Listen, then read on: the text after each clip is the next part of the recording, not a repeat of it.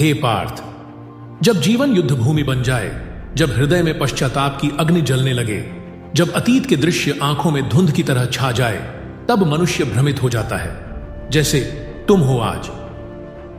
हे माधव, ये स्मृतियां मुझे छोड़ती नहीं। जो मैंने खोया, जो मैंने किया, जो मुझसे छूट गया, सब मन को जला रहे हैं।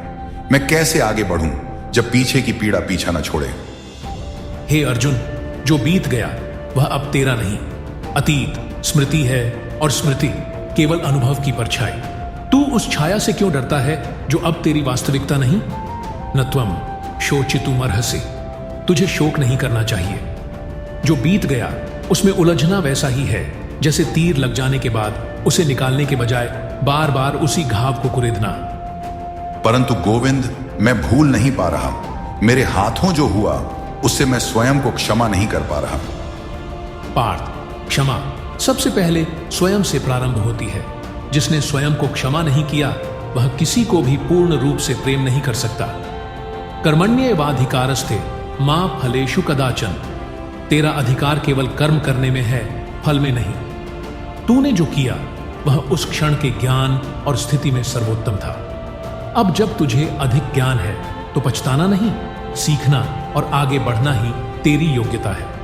जैसे सर्प अपनी पुरानी केंचुली छोड़ देता है, वैसे ही विवेकी मनुष्य अतीत को त्यागता है। क्योंकि जो व्यक्ति पुरानी पीड़ा से चिपका रहता है वह न वर्तमान को अनुभव कर सकता है, न भविष्य का निर्माण कर सकता है। तो क्या मैं उस पीड़ा को छोड़ सकता हूं जिसे मैंने वर्षों से अपने हृदय में बैठा रखा है?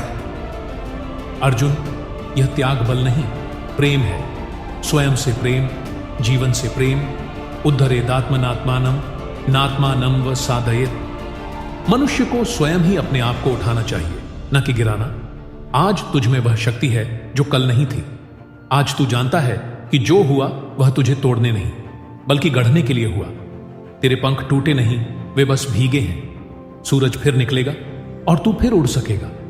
अतीत को छोड़ दे पार्थ। जैसे वृक्ष पतझड़ में पुराने पत्ते गिरा देता है, वैसे ही तू भी अपनी व्यथा, अपने पछतावे और अपने दुखों को गिरा दे। क्योंकि नया जीवन उन्हीं को मिलता है जो पुराने को त्यागने का साहस रखते हैं।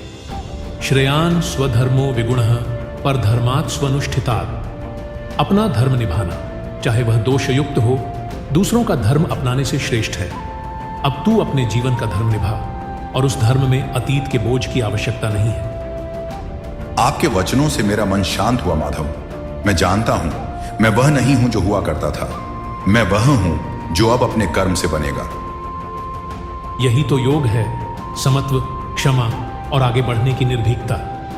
अब अपने रथ को आगे बढ़ा। तेरा पथ तेरा स्वागत कर रहा है। अतीत को प्रणाम कर और भविष्य की ओर चल। याद रख, जो अतीत को छोड़ देता है वही वास्तव में मुक्त होता है, और जो मुक्त होता है वही अपने जीवन का रचयिता बनता है।